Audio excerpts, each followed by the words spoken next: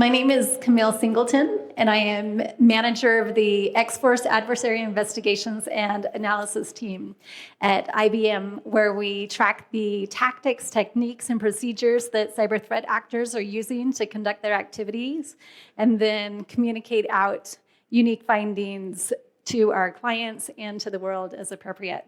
And for the third year in a row now, the X-Force Threat Intelligence team has put together a cloud threat landscape report that looks at the ways threat actors are viewing the cloud, the techniques that they're using to gain initial access into cloud accounts, and what they are doing once they're there.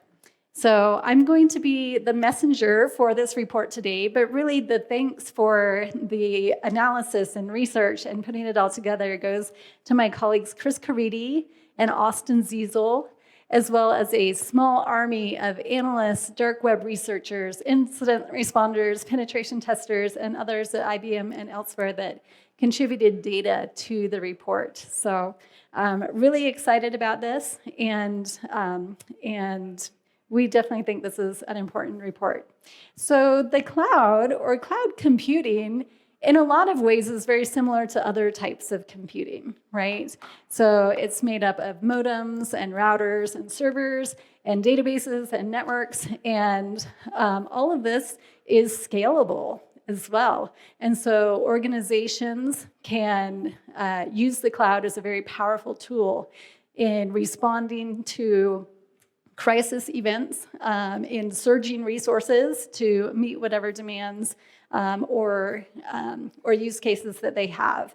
And this makes the cloud very useful, very powerful. But at the same time, threat actors see the power of the cloud as well, and they are attracted to the cloud. But the principles governing the cloud are different than the principles governing on-prem environments. And this is creating a very different threat landscape. And so that the threats that we see to the cloud do differ in marked ways from what we see in on-prem environments.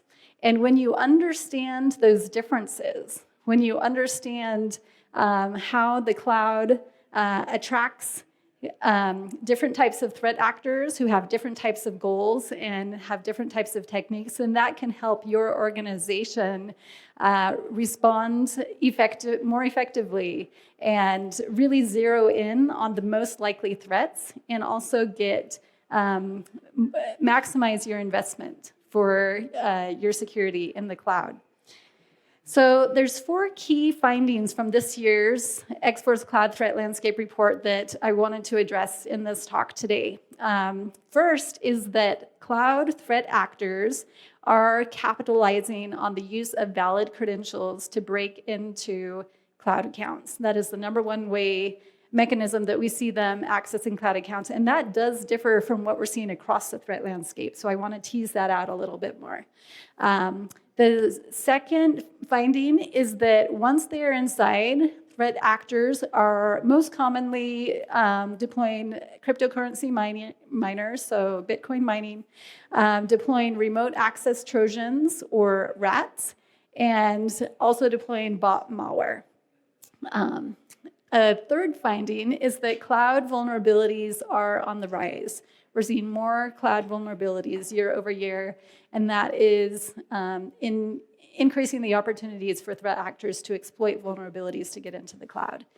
And the fourth finding is that the dark web is chock full of threat actors buying, selling, requesting information related to the cloud, whether it be credentials or sometimes even data that was pulled out of the cloud. So those are 4 key findings. There's even more information than this in the full report itself, so I encourage you to go pull that down and read it.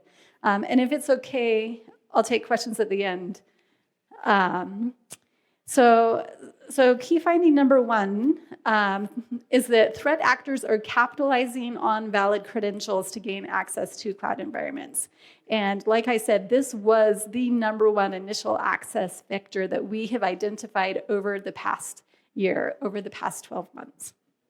And This accounted for 36% of the cloud-related incidents that our X-Force incident response team remediated. And in 33% of cloud-related incident response engagements, this is very interesting, our responders found plain text credentials located on user endpoints. And so this suggests that organizations are finding it difficult to balance security risks with user access needs. That in order for people to log into cloud accounts, maybe cloud accounts are shared, for people to do their job, the balance might not quite be right. And credentials are being stored in insecure ways that is contributing to this finding. So one interesting aspect of this frequent use of valid credentials to gain access into cloud accounts is that it is markedly different from what we see across the entire threat landscape, including on-prem environments, where phishing emails and vulnerability exploitation are far and away the two main ways that threat actors are breaking into networks of interest. And use of valid credentials has trailed significantly for several years. And that's probably primarily because a lot of organizations have effectively implemented multi-factor authentication on every remote access point into their network. I don't think we have seen that same trend really catch up to the cloud, but it suggests that perhaps we should. There's not enough MFA implemented on enough cloud accounts. Perhaps people assume they're already in a safe place and it would be harder for threat actors to log in. But MFA might be something worth looking at a little more with the cloud. And to delve into the use of valid credentials and just how this looks in practice, I did want to share a brief case study that I personally find fascinating. So our X-Force incident response team observed a probably Indonesian cyber threat actor gain access to a cloud account, and then using that compromised cloud account, they use that access. So they were able to obtain valid credentials. We're still not sure exactly how, but they used those to log in and compromise the account. And then using that access, they created additional users and additional cloud instances. And over time, they kind of created their own empire of in the cloud that they were using as a platform to conduct a variety of activities. So they deployed tooling that could exploit vulnerabilities and could search for sensitive keys. They installed Shodan with a publicly leaked API key. And so they were looking to do a lot of different things with their cloud access and the account that they had set up. So to remediate this incident, once we had investigated it and had a chance to figure out all of the things that were going on, our team recommended a few things. One was a password reset for all of the accounts that had been compromised, and also to enforce MFA as a priority on those compromised accounts, and to implement multi-factor authentication on all cloud accounts at the organization over time. Hopefully a relatively short time frame, but we know these things can sometimes take time. We also recommended that credentials should be audited and reviewed periodically. And another recommendation we gave was to implement the principle of least privilege. So this threat actor was able to do a lot with that root account. And the individual that account belonged to may not have actually needed all of that access. So giving cloud account owners only the access they absolutely need to get their job done can really go a long way in enhancing security as well. And then last, we also recommended that the organization remove compromised access keys, malicious key pairs created by the malicious actor, and email addresses within the CloudTrail logs to make sure that other threat actors couldn't access those in the future. So that's one case study to kind of see how this plays out in real life. So key finding number 2 is that once threat actors gain access to compromised accounts, we most often see them engage in cryptocurrency mining, deploying remote access Trojans or rats, and then also employing botnets or bot malware. And the deployment of rats is also extremely common in on-prem environments, not in the cloud. But the deployment of botnets and cryptocurrency miners is a little more unique to the cloud. We see it much more commonly in cloud than we do in other types of environments. And there's probably a few reasons, especially for cryptocurrency mining, why threat actors prefer to do that in the cloud. So 3 primary reasons we've identified is simply that cryptocurrency mining is resource intensive. It takes a lot of computing power to solve these math problems associated with the blockchain to verify transactions in cryptocurrency. So if they can, it's great for a threat actor to use someone else's computing resources and not their own in order to do that. And of course, they still get a cut of the Bitcoin at the end. So that's part of it. Second is that cloud resources may receive less monitoring. This is kind of an important point. I'm going to continue to drive this home through the end of this presentation, that threat actors are just kind of taking it for granted that cloud accounts are less monitored. There's less vigilance in terms of oversight for them, auditing, monitoring, and especially for cryptocurrency miners, they can operate longer in the cloud usually than they can in other types of environments before they get caught and kicked off of the system. So, and of course, that is a trend that hopefully we as a security community can change over time. If we do more auditing, if we're looking more carefully at those cloud accounts, threat actors won't be able to take that for granted. And then third, there are simply circumstances, vulnerabilities that have created opportunities for threat actors to deploy cryptocurrency miners in the cloud. And here I'm thinking particularly of Log4j, which has created many opportunities for cryptocurrency miner threat actors in particular to deploy miners. And those opportunities are still hanging out there. Not everything related to Log4j has quite been remediated, and we still see threat actors exploiting that. So that's cryptocurrency mining, but let's also talk a little bit about rats and bots. And I have just a couple of examples here. I say case studies, but more just a couple of examples. One is Chaos Rat. It's really a remote administrative tool, but our incident response team has observed it being deployed as a remote access tool.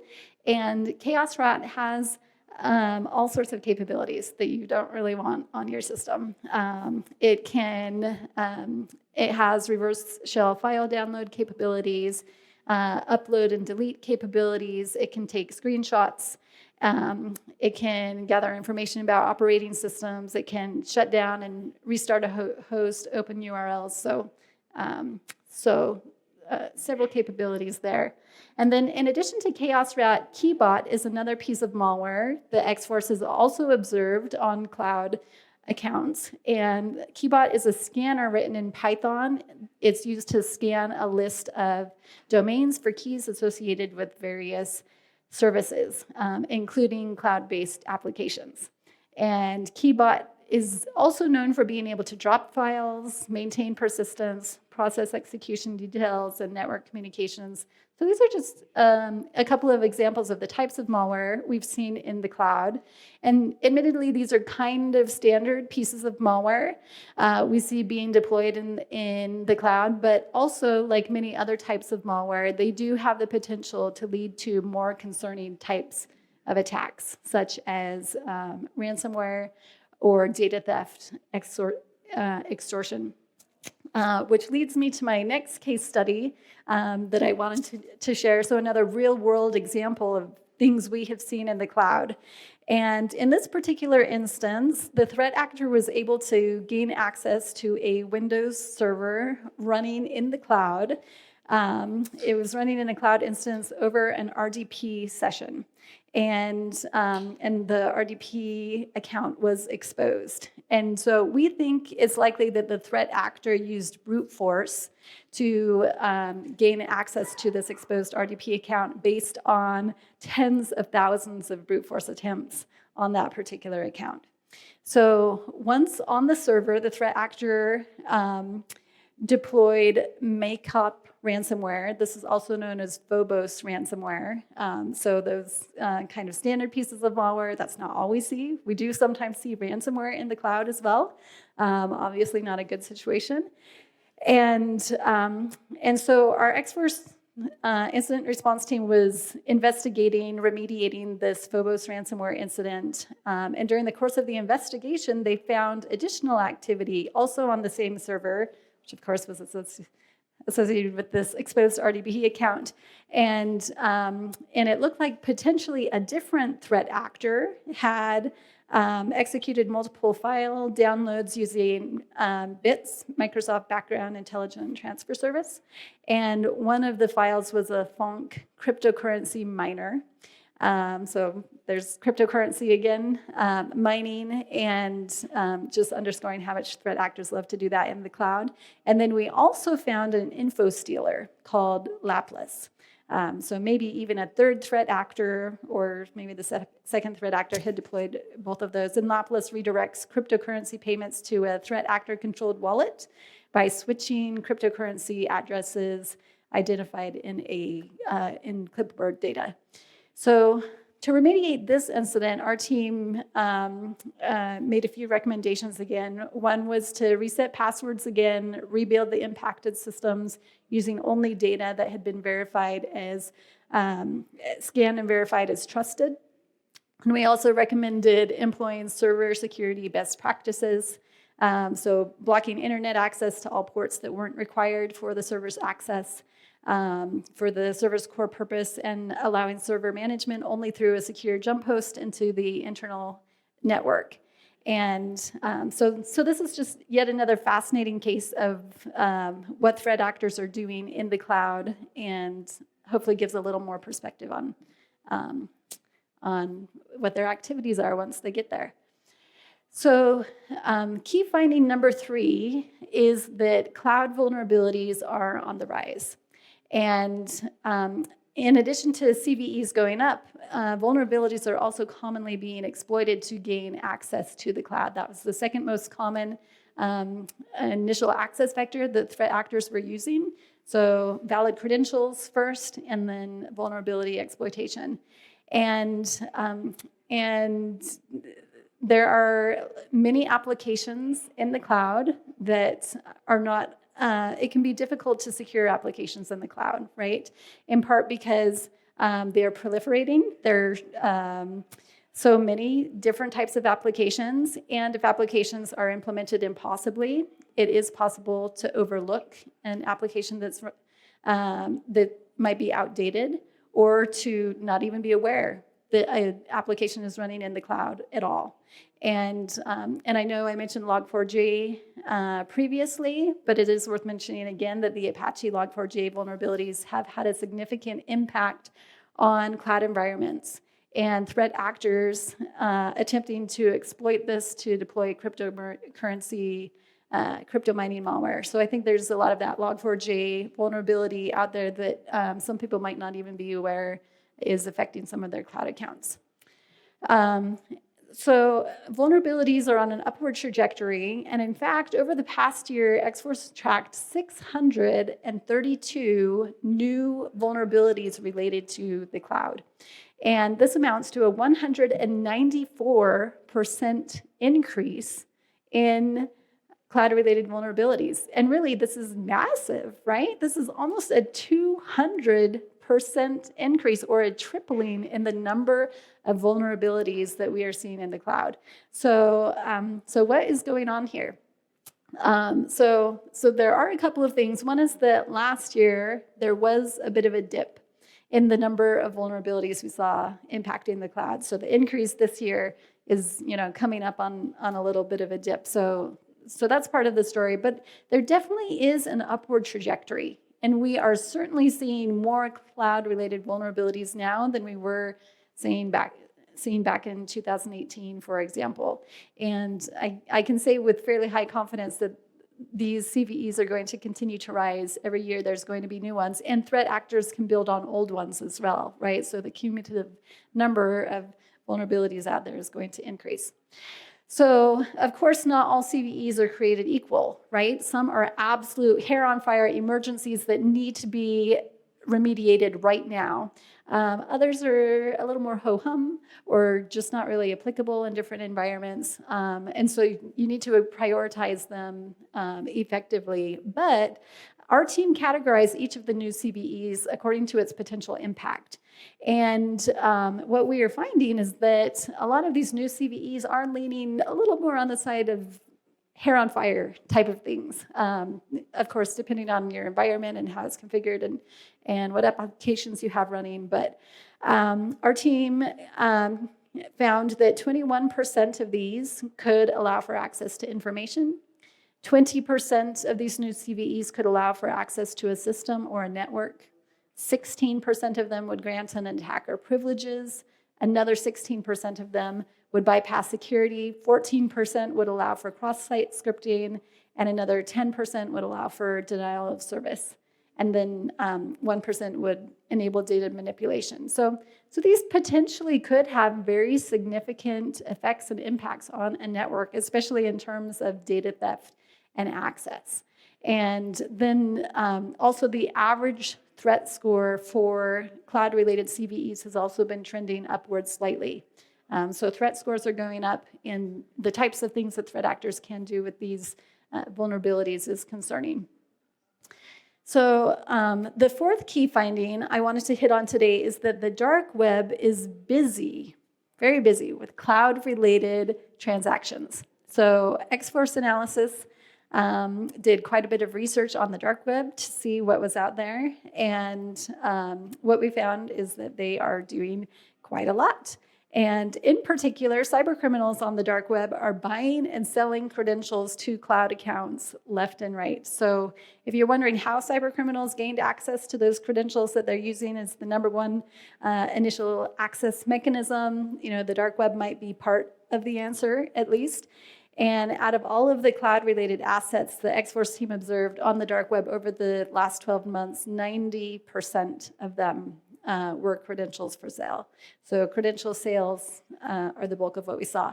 And of those credentials for sale, the average price for them was $10.68, which, when it comes down to it, is really not that much money, especially if you use those credentials to, say, deploy ransomware and then ask for a multi-million-dollar ransom, or if you steal corporate data. So pretty low. And in a story that the Register put out on our Cloud Threat Landscape report, they compared the price of credentials on the dark web to the cost of a box of donuts. Just trying to bring home the message that the price of credentials is relatively low, especially if credentials are not carefully guarded, are stored in plain text on a machine, or if the ease of sharing credentials or gaining access is traded at the price of security, and really a price that is similar to a box of donuts. So just a visual for you there. But let's talk a little more about what else our team found on the dark web. And one finding is that access to cloud-based software as a service applications was very often sold and requested on the dark web. And of these SaaS applications, credentials for Microsoft Outlook was far and away the most often mentioned. Most likely because Outlook is so widely used and can provide access to sensitive information or an ability to conduct business email compromise or other types of social engineering attacks. So a main takeaway from this slide is to guard your Outlook credentials carefully, because there are a lot of actors out there on the dark web who are going after them very aggressively. So at this point, we should be asking, what can we do? What do these findings tell us about how we can best shore up defenses for our cloud accounts? And that's what I want to talk about right now. What the research says has the potential to make the most significant impact for you and for your organization's cloud security, given what we know about the cloud threat landscape today. So first, I want to talk about strong identity access control. So we know that legitimate credentials are the number one way that threat actors are using to break into cloud accounts today. So what can organizations do to deflect that? How can we change that trend? How can we make stolen credentials trail other types of initial access as we have in other environments? And I would say that first, passwords should not be stored in plain text anywhere, even if it might be convenient. So there's that. You might remember that in 33% of cases, we did find them stored in plain text. And so we know this is happening. But also, some other measures are to employ the principle of least privilege. So I know we mentioned this before, but don't give users more access than they actually need to get their job done, because threat actors can exploit that to their advantage. Second, employ multi-factor authentication for privileged accounts and accounts accessing cloud resources through federated services. I might even consider putting MFA on every single cloud account, but these are decisions that have to be based on your network architecture and what's best for your organization. But MFA has been a game changer for across the threat landscape, and I think it can be a game changer for the cloud as well. Also, modernize identity and access management systems, be employing the latest techniques for identity and access, which might include artificial intelligence to scrutinize digital identities and behaviors. Just make doubly sure that whoever is logging in is who you want to have be logging in. And also ensure policy compliance. Attackers are counting on us not doing that. Attackers are counting on the cloud being neglected, being left unchecked. But if we make it harder for them, then they can't take that for granted. So strong access control is important, but let's talk about some of these other squares up here as well. So one is to test your responses. So have an instant response playbook for the cloud specifically. Make sure your team knows it and practice that. Make sure they're trained and prepared to respond to incidents in the cloud. And test them under pressure so they have some of that fog of war and know how to cut through that as they're remediating an incident. Do penetration testing, simulate what adversaries are doing to penetrate your cloud, perhaps even using some of the techniques that we've been discussing here today. Also, monitor your environment. I think I've mentioned this multiple times now, but make it difficult for threat actors to slip through the cracks by checking in frequently on your cloud environment. So use brand monitoring on the dark web, have daily compliance checks, daily automatic compliance checks, ensure policies are being followed, check on your web application defenses in the cloud, so decrease the opportunities for threat actors to exploit applications deployed in the cloud. And I see we're at time, so I'm going to close up here, but really appreciate you joining me here today, and this is where you can find the full report. I don't know if that was the question that was going to be asked earlier, but if you do have questions, please come up afterward. I would love to have a conversation and hear your thoughts about this report and some of these findings as well. Thank you.